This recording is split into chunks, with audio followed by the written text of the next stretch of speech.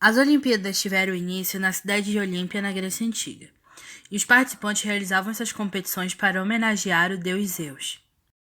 No ano de 776 a.C., uma aliança entre reis de diferentes regiões da Grécia foi selada no Santuário de Olímpia. Eram tempos de muitas guerras e este acordo estabeleceu a paz olímpica, enquanto durassem as competições. É legal ressaltar que as Olimpíadas de 2020 ocorreriam em Tóquio, no Japão. Seriam realizadas de 24 de julho a 9 de agosto, mas a pandemia do coronavírus Covid-19 causou o adiamento dos Jogos Olímpicos e Paralímpicos para o verão de 2021. A 32ª edição das Olimpíadas é a primeira a ser adiada. Outras foram canceladas por conta de guerra. Mas apesar do adiamento para 2021, o nome dos Jogos Olímpicos continuará sendo Tóquio 2020. As Olimpíadas de Tóquio 2020, que agora acontecerão em 2021, contarão com mais de 53 esportes a serem disputados, por mais de 11 mil atletas. Alguns esportes foram incluídos ao hall de competições das Olimpíadas: surf, escalada, skate, beisebol. E também temos agora o aumento da participação feminina nos jogos, o que é algo muito legal.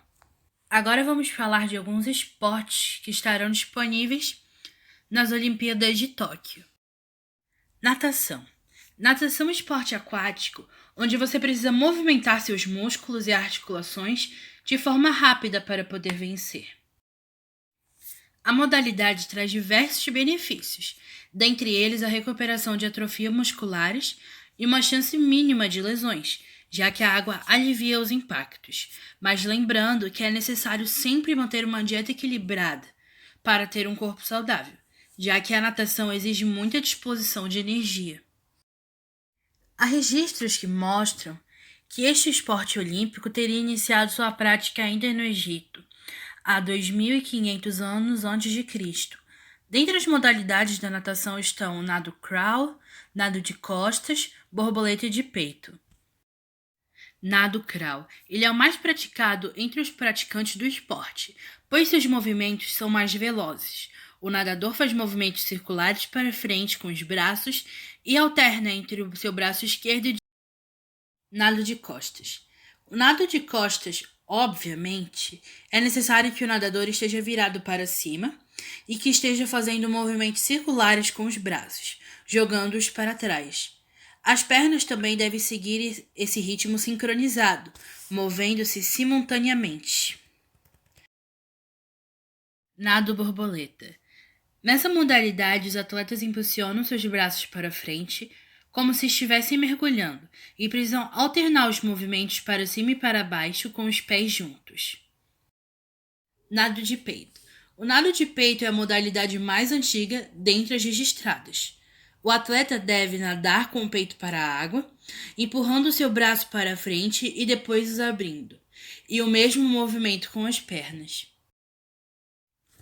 Os materiais usados para este esporte aquático são óculos e toucas para as competições, mas também para treinos usam pé de pato, flutuador e prancha educativa.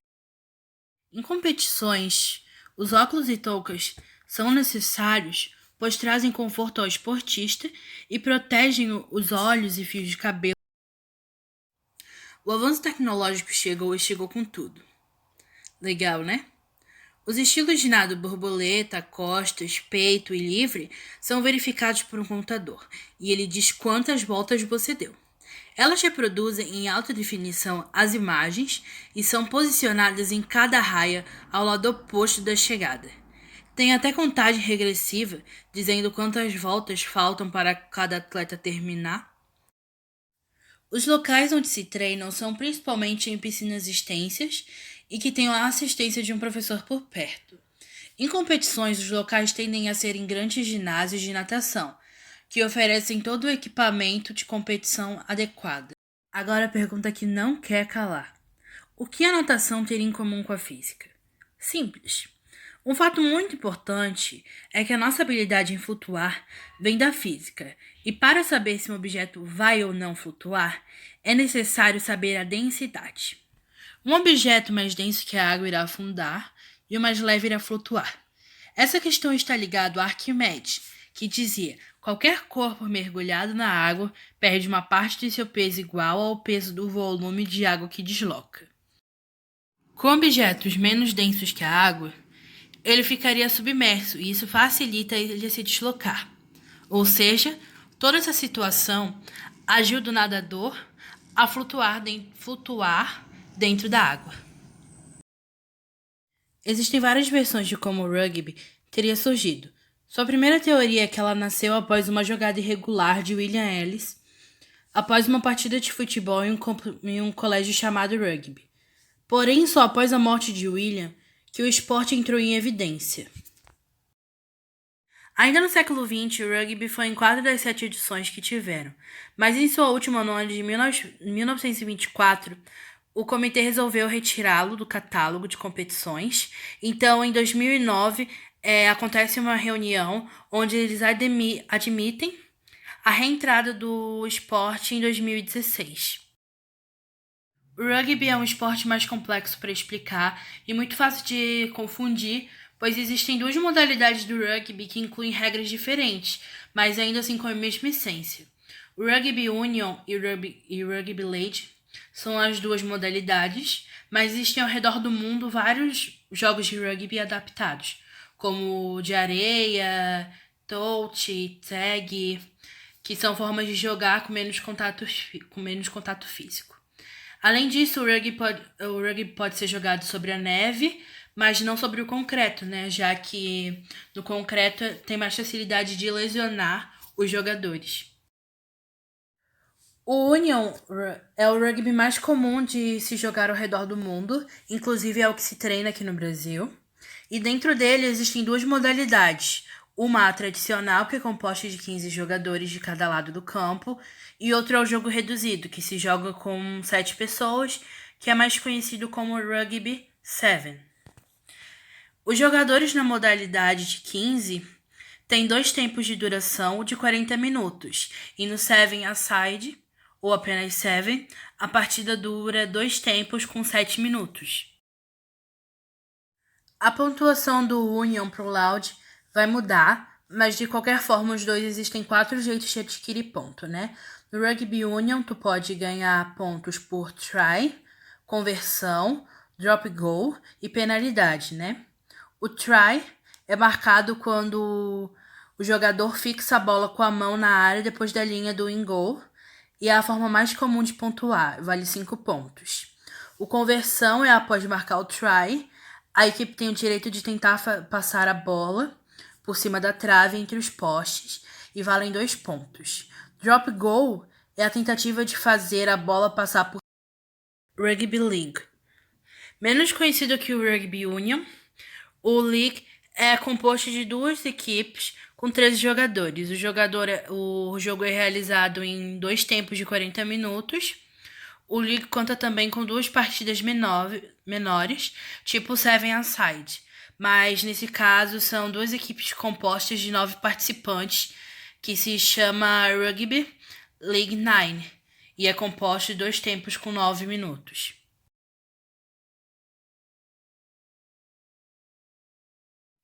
No Rugby League, o try vai valer 4 pontos, enquanto a conversão vai valer 2. O drop goal, que é a forma de fazer a bola durante o jogo, vai valer 1 ponto. E a penalidade vai valer 2 pontos.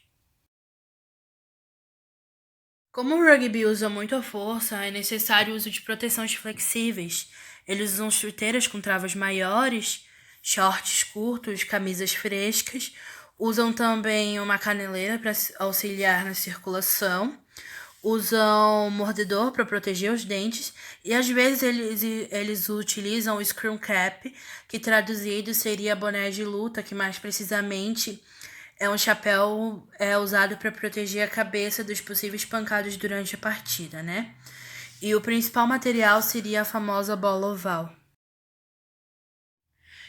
Não tem como negar que o avanço tecnológico tem ficado cada dia mais presente na nossa realidade.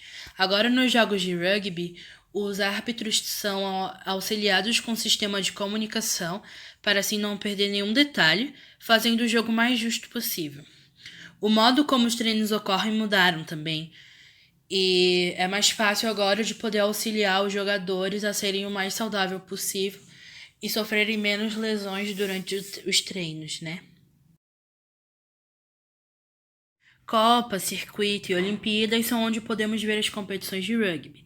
Elas acontecem em campos similares ao campo de futebol, mas seu diferencial são as marcações e o gol, que é no alto e composto de 3 travessões. Então, o rugby, assim como vários outros esportes, ele também tem uma ligação com a física e a gente pode encontrar a física aí, quando os dois jogadores eles lutam pela bola, né? Nesse caso, o adversário puxa ela do outro lado, criando então uma força de contato.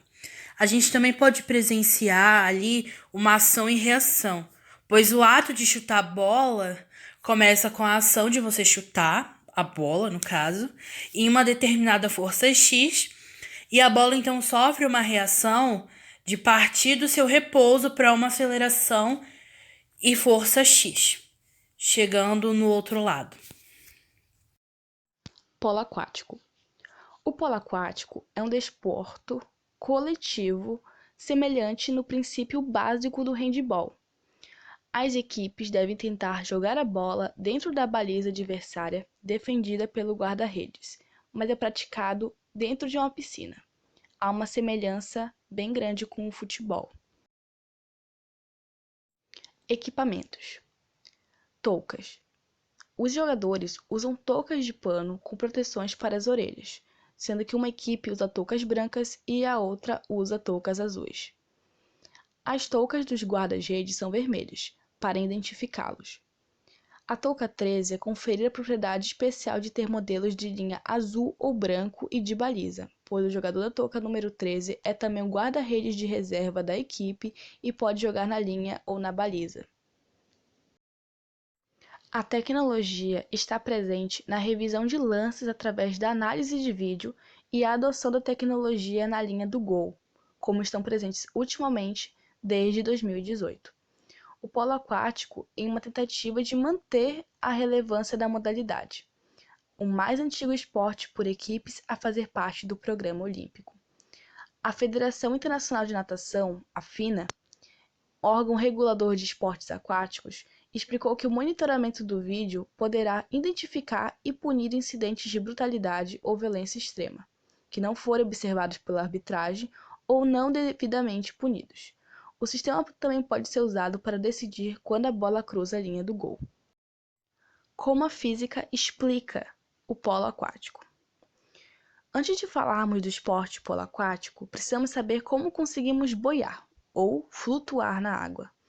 Sabemos que na superfície da Terra estamos sob o efeito da força-peso. Do mesmo modo, sabemos que existe uma força perpendicular à superfície e de mesma intensidade, porém contrária ao peso, chamada de força normal. Nos fluidos em geral, também existe uma força que se opõe à força-peso, denominada empuxo. Este nada mais é que a força exercida pelo fluido, que neste caso é a água, de sentido contrário ao da força da gravidade, causando assim um efeito de leveza ao corpo submerso. Mas por que existem objetos que afundam e outros não? Simplesmente por causa da densidade. O corpo humano tem densidade maior que a da água, logo afundamos. Se tivermos densidade igual à da água, ficamos em equilíbrio, não afundamos e nem flutuamos. Mas, se a densidade for menor que a da água, ficamos flutuando na superfície. Agora que sabemos como o nosso corpo se comporta na água, vamos descobrir como a física influencia em um jogo de polo aquático. Primeiro, a natação, que já foi explicada em outro texto, pois como estão na água, é necessário o uso dela. O nosso corpo tem densidade maior que a da água, sendo assim, ao ficar parado, o jogador afundaria, mas mantendo as pernas em movimento debaixo d'água. O atleta faz com que seu corpo fique em equilíbrio e não afunde. Para conseguir arremessar a bola ao gol, o jogador faz um movimento parabólico com o braço, transferindo toda essa energia para a bola, fazendo com que ela saia com uma velocidade alta, podendo chegar até 60 km ao atingir o gol. Esgrima. A esgrima é um esporte olímpico disputado com armas brancas. Sua origem remonta à pré-história, uma vez que a arte da caça dá indícios do que viria a se tornar uma prática esportiva. A esgrima possui 3 modalidades, isto é, a luta pode ser disputada com o uso de 3 armas: o sabre, espada e florete. História da esgrima. De acordo com os registros históricos, a esgrima terá surgido como esporte na Europa no século XVI, mas a sua prática é muito antiga. Afinal, a humanidade a utilizou como um meio de sobrevivência para caçar, para combater e se defender do inimigo. A fabricação das armas era dominada pela Espanha e de seguida pela Itália, onde teve início o estudo da esgrima. No entanto, as primeiras escolas de esgrima são francesas. Regras. A esgrima é disputada em uma pista que mede 14 por 2 metros e tem 2 fases: a classificatória e a eliminatória. Na classificatória, os combates são feitos entre todos os atletas até que alguém consiga marcar 5 pontos. Na fase seguinte, a disputa é feita no intervalo de 3 saltos de 3 minutos cada. A cada salto, há uma pausa de 1 minuto. Ganha a disputa o esgrimista que tiver mais pontos, um total de 15. O objetivo é atingir o tronco do esgrimista adversário com a ponta do florete. No caso da espada, a sua ponta pode atingir qualquer parte do corpo. Enquanto isso, a ponta do sabre é mais 1/3 da arma. Ela pode atingir a cintura ou a região em torno dela.